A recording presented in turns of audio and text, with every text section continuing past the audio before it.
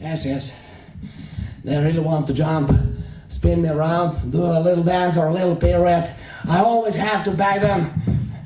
Don't move, darlings, please. I have to hold them with both hands. No spinning around. I have to stop them with anything.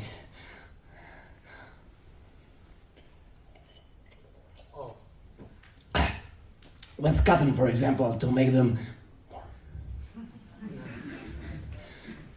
still solid and stiff. Is it time to jump yet? Ma's bowling back there with her face leaned over the radio. She's crying for her children. So, should we really start jerking around? We've got good reason. But still. So, in the name of everything I mentioned before, I heard it on the radio. It's official. We're going back in. The United States of America is at war. I know that the breaks we get in life are so we can catch our breath.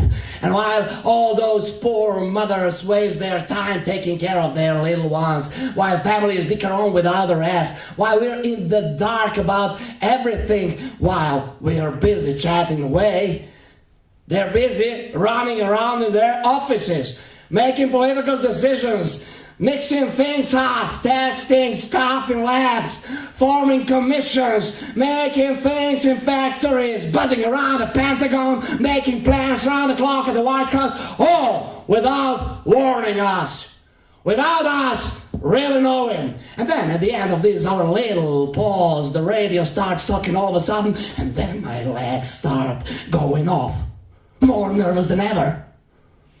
They'd start dancing me straight out of here if it weren't for Ma crying on about the kids there in the corner.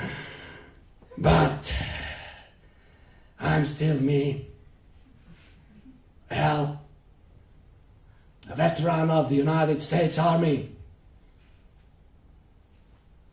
And if you don't believe me, music please. If you think I'm not acting right, if you are lost because of my behavior, I recognize myself in it.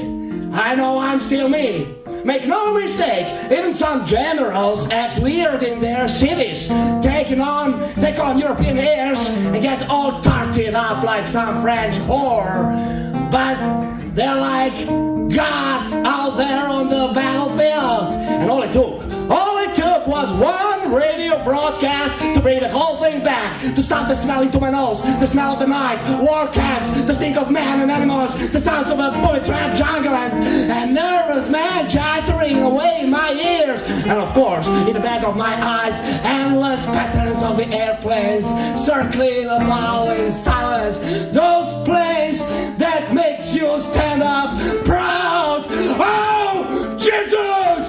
That real taste of America, the real taste of war that I know so well.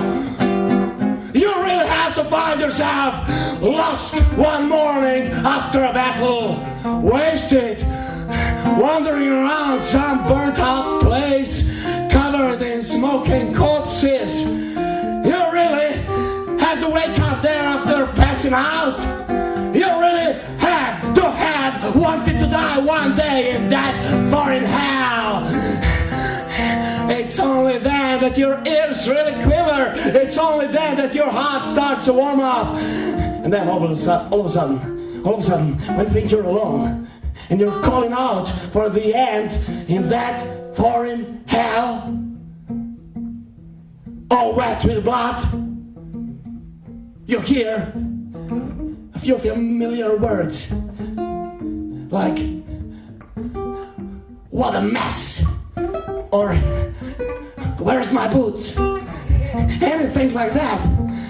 And all of a sudden you hear that familiar accent, a little reminder of our good old US of A, right in the middle of that hellhole that brings you straight back to life. That's what I lived that night.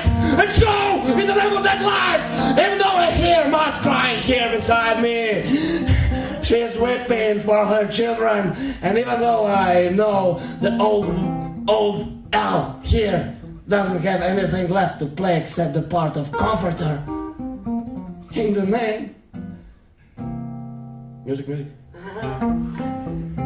the name of the eternal, universal, life-giving feeling of what it means to be American. I declare that now that we're ready, now that we worked, thought, done things over, send them back on in! Yep! Send them back! Yep! Thank you.